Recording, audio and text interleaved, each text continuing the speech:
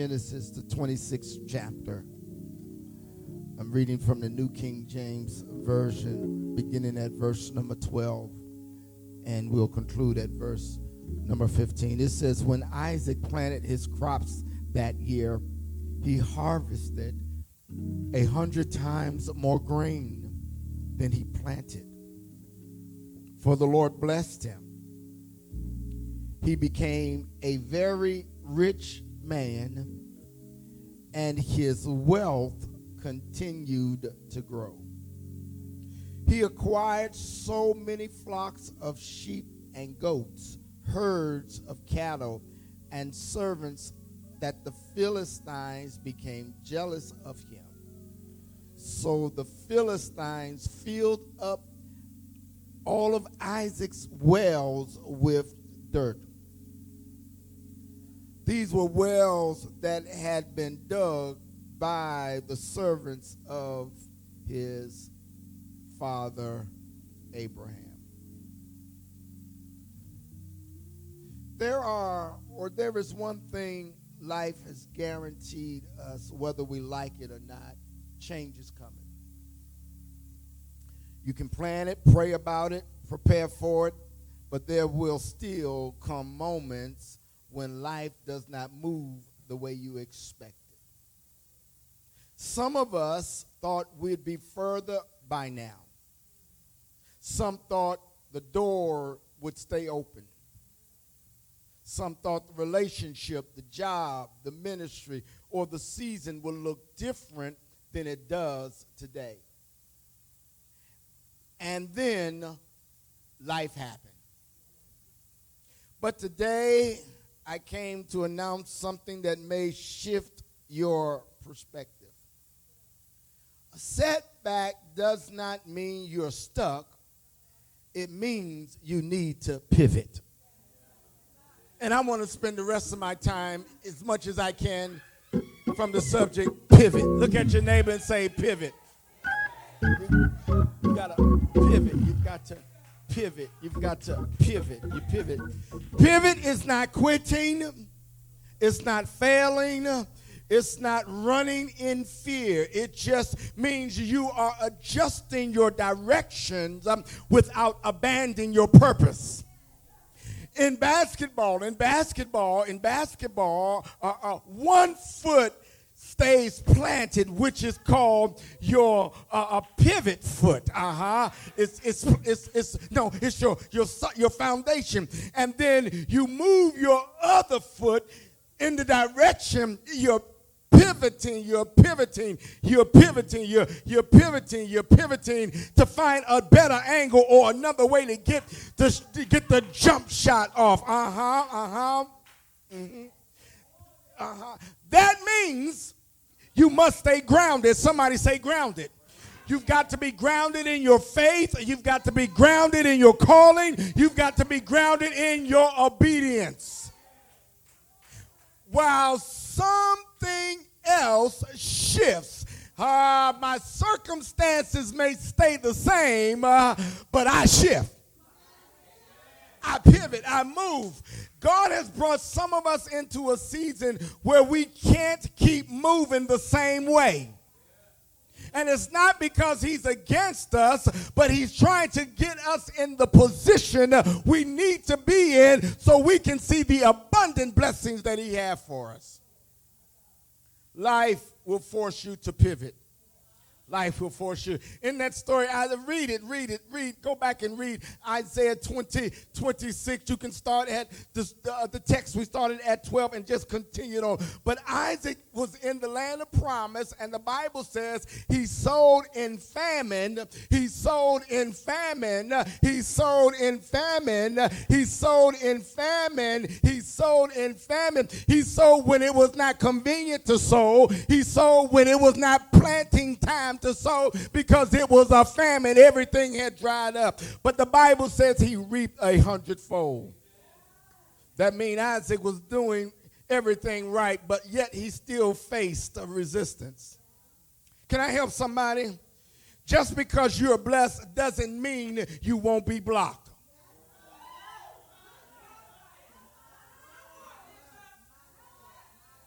Just because you are obedient doesn't mean you will be comfortable. Life will throw some things that will interrupt your flow. An unexpected loss, health challenges, closed doors. Anybody experiencing delayed promises? I got some promises that I'm like, David, hurry up, God. And when life shifts, you cannot continue to move the same way. You have to, somebody say, pivot. The danger is not that life changes. The danger comes when you refuse to adjust. Some of us are exhausted not because the assignment is too heavy, but because we are trying to move forward using old strategies in a new season.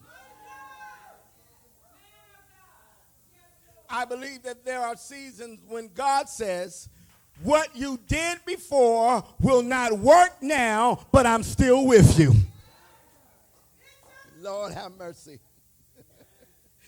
Pivoting means you reassess, you adapt, and then you move without bitterness. And I'll come back to that later. Life may force you to pivot, but it doesn't get you canceled out. Tell your neighbor, this season requires a pivot. Beloved, the enemy will push you to pivot. Isaac dug wells, and every time he dug well, one of the Philistines showed up and started trouble. They argued with him. They resisted. They claimed what he worked for as theirs. But Isaac's response, he moved and dug another well. This is my season to dig a well, and if the enemy wants to come and dry that well up, bury that well, I'm going to go look for another well. Isaac didn't fight every battle. He didn't argue with every enemy. He didn't waste energy trying to prove himself. And we spend too much time wasting our energy trying to prove something. We always want to be right. Well, let the enemy be right and you move on. Sometimes your enemies are not sent to stop you, beloved. They are sent to redirect you. Every closed door is not demonic. Every conflict is not meant to be confronted. Some battles are simply distractions. They are distractions designed to keep you stuck in one place. Isaac kept digging until he found, somebody say, Rehoboth. And that was a place where there was room for him to flourish even the more. That lets me know the enemy can slow you down, but they can never stop you. They can delay you, but they can't deny what's yours. They can make you move, but they can't stop God's promises. Sometimes God allows oppositions so you don't settle in the wrong place too long. And many of us have settled when the distraction or when the opposition came along to push you out of it. You got comfortable with it. But God is trying to get you, somebody say, pivot. Don't fight, pivot. Don't argue, pivot. Don't curse nobody out, pivot. Don't send no nasty email-ogram. Pivot. Don't try to get somebody back. Pivot. Excuse me. Don't clap back. Pivot. Everybody want to clap back. Why waste your time? Listen.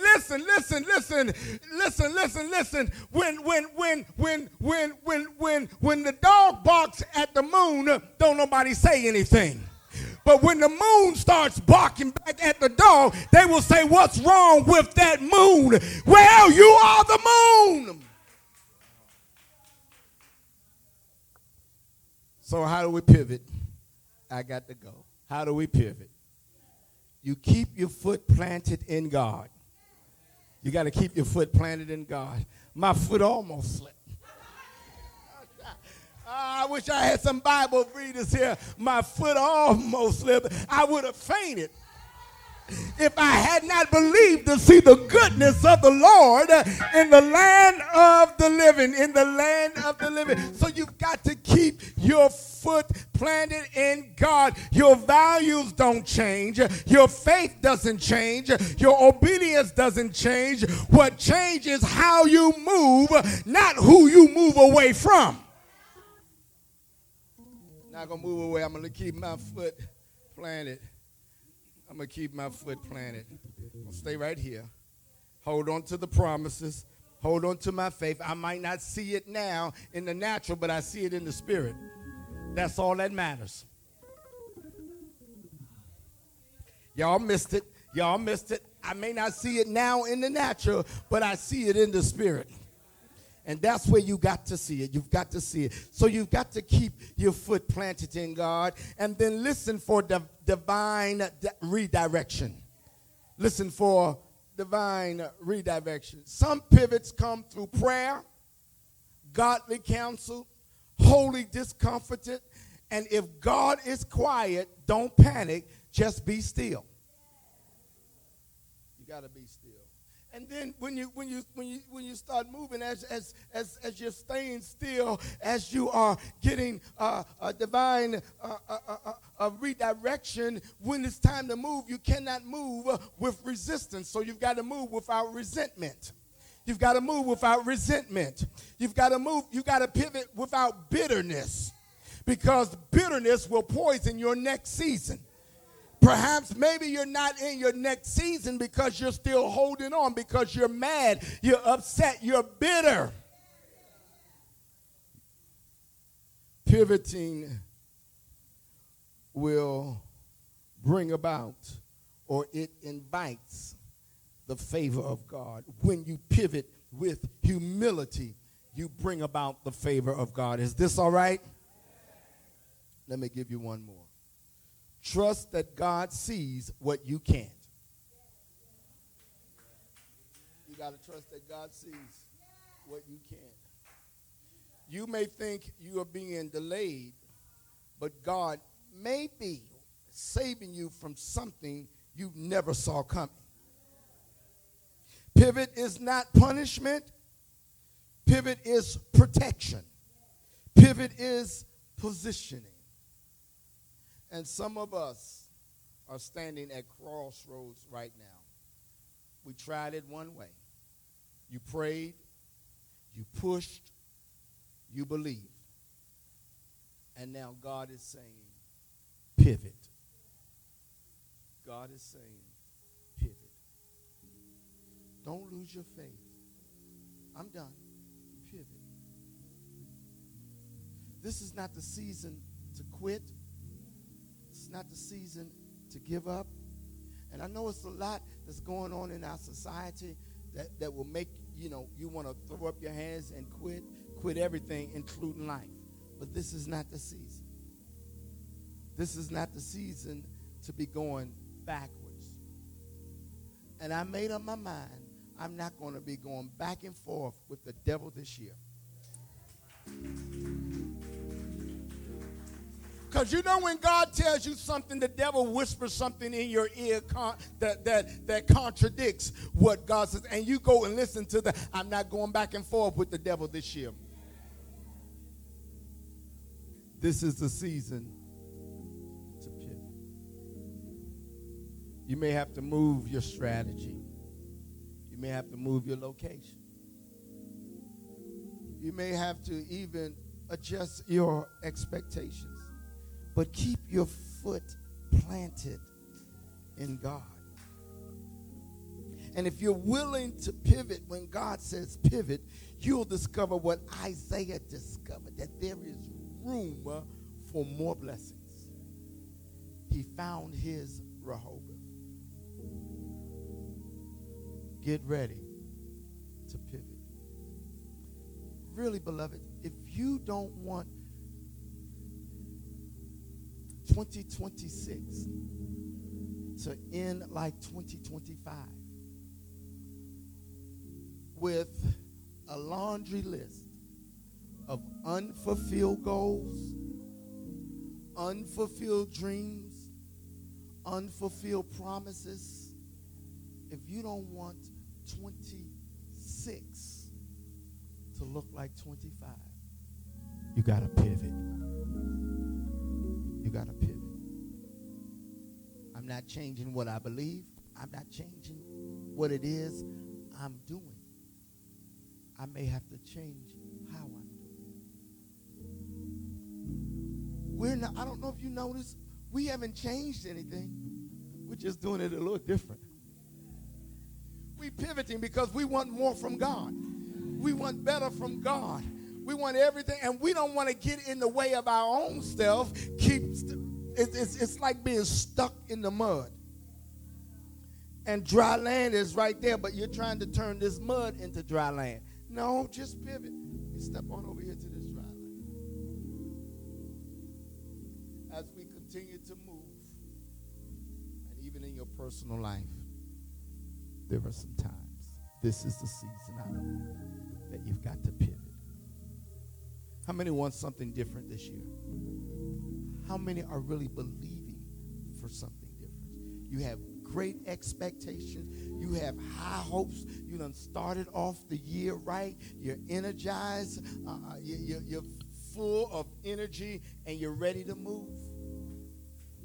Look back at what didn't work and say, okay, I've been beating my head up against the wall, and that produced nothing. Do y'all remember? Because I preached about it, so y'all know that I am really unfinished. Do y'all remember? I believe it's in Mark when Jesus used Peter's boat. He wanted to do a teaching session, and so Jesus asked if I could use your boat, push it out a little bit, and let me do my teaching. And when Jesus got finished teaching, he told Peter and all of his boat partners, "Listen, go back out to the same water. It's the same water." They said, "Listen, Master, we toiled all night. Our nets are dry. We done hung our nets up. We toiled all night long and did not catch a thing." And Jesus told him, and he tells them, go out to the same water. He says, this time, pivot. Go out a little deeper.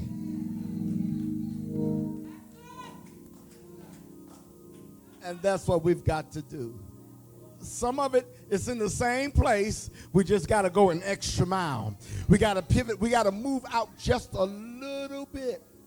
And the Bible says that they received such a harvest that he called his boat partners that were on the shore and said, y'all bring y'all boat out here too. Pivot. Pivot. We're standing. Oh, yes,